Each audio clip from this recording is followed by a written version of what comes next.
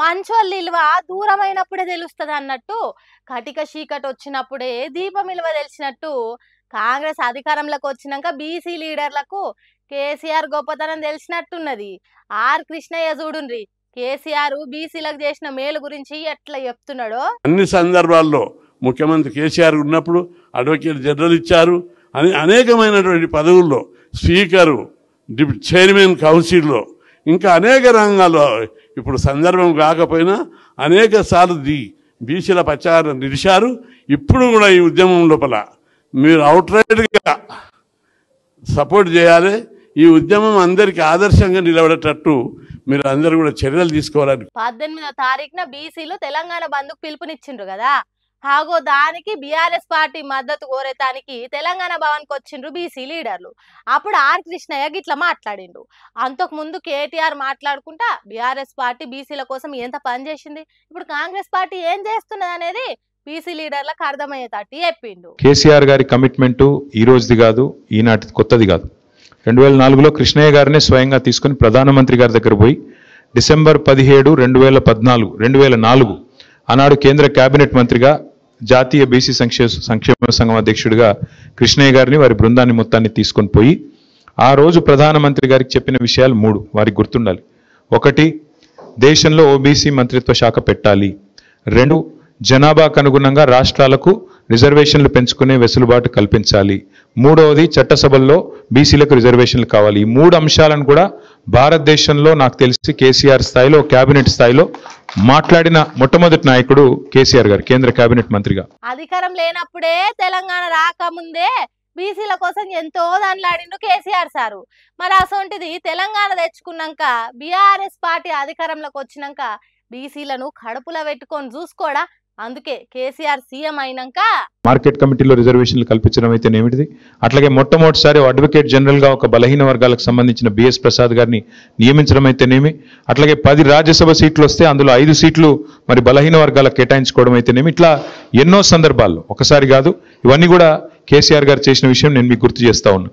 అట్లనే కాంగ్రెస్ పార్టీ సర్కార్కు సురుకులు గట్టిగా పెట్టిండు. బలహీన వర్గాలకు న్యాయం చేసుడు సీఎం రేవంత్ రెడ్డితో కాదని బాలంగా చెప్పిండు. ఇది కాంగ్రెస్ పార్టీ చేసేది చిత్తశుద్ధి లేని శివపూజ లాంటిది. వాళ్ళకైతే చిత్తశుద్ధి లేదు, రాదు. రేవంత్ రెడ్డి గారి నాయకత్వంలో మాత్రం బీసీలకు న్యాయం ఎన్నటికీ జరగదు. ఇది వాస్తవం.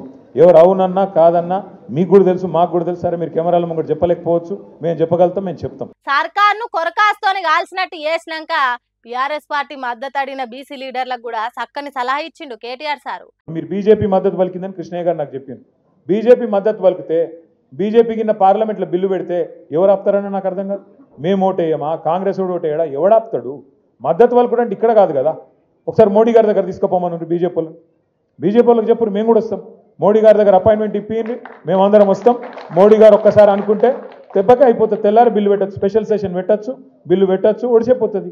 రాహుల్ గాంధీ గారు, మోడీ గారు వాళ్ళిద్దరికిన కరెక్ట్గా ఉంటే, వాళ్ళిద్దరికిన కరెక్ట్గా అనుకుంటే ఒక్కటే ఛాయ్ కప్పు ఛాయ్ తాగే లోపల ఒడిచిపోతుంది పని.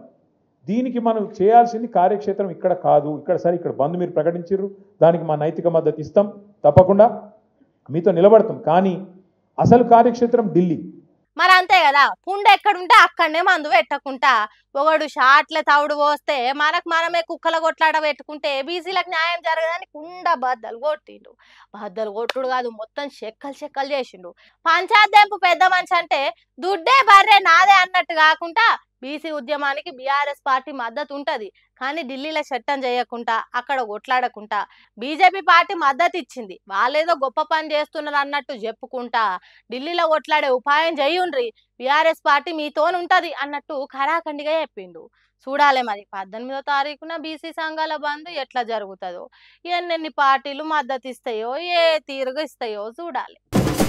దేశభక్తి మరియు రాష్ట్ర సేవ ప్రధాన లక్ష్యంగా ఉంచిన పార్టీ ఏం పార్టీ? BJP party. సబ్కా సాత్ సబ్కా వికాస్ అనే నినాదంతో సమాన అభివృద్ధిని లక్ష్యంగా తీసుకుంటుంది ఏం పార్టీ? BJP party. రాష్ట్రం కంటే దేశ ప్రయోజనం ముందుగా అనే సిద్ధాంతం మీద నడుస్తుంది. హిందుత్వం, సాంస్కృతిక విలువలు అట్లనే భారతీయ సాంప్రదాయాల పరిరక్షణకు కట్టుబడి ఉంటదా? కానీ అవన్నీ ఉత్తమ ఇది మాటలన్నీ నిరూపించరుగా ఈ బీజేపీ వాళ్ళు. గిన్ని మంచి పనులు చేస్తున్న బీజేపీ పార్టీకి ఇది ఒక మచ్చ కలిగిందనే చెప్పాలి. ఎందుకంటారా, ఇగో గ్రేటర్ వరంగల్ బీజేపీ కార్పొరేటర్ ఇంట్లోనట పత్తాలాట శిబిరం మీద పోలీసులు దాడి చేసిండ్రట. అయితే కార్పొరేటర్ భర్త అట్నే ఇంకా 10 మంది సుత అరెస్ట్ అయ్యారు. ఏం కాదు మీరు రర్రా, నా భార్యనే నా కార్పొరేటర్, మీరు గట్ల భయపడితే ఎట్లా, ఏమన్నా అయితే నేను చూసుకుంటా రర్రిరా అని అంటుండట. అందుకే అందరు కూడా ఇప్పుడు అరెస్ట్ అయ్యే కథ అయ్యింది. కానీ పదవి పేరు ప్రఖ్యాతలుంటే మంచి పనులు చేయాలి గాని ఇసొంటి ఈ కారం తప్పిన దుకాణం ఏందో అంటుర్రు ఈ వార్త చూసిన పబ్లిక్. ఇప్పుడు మళ్ళా ఈ కథ మొత్తం వరంగల్ నగరంలో ఉన్న సుబేదారి కనకదుర్గమ్మ కాలనీలా బీజేపీ కార్పొరేటర్ గుజ్జుల వసంత మేడం ఇంట్లోనేనట.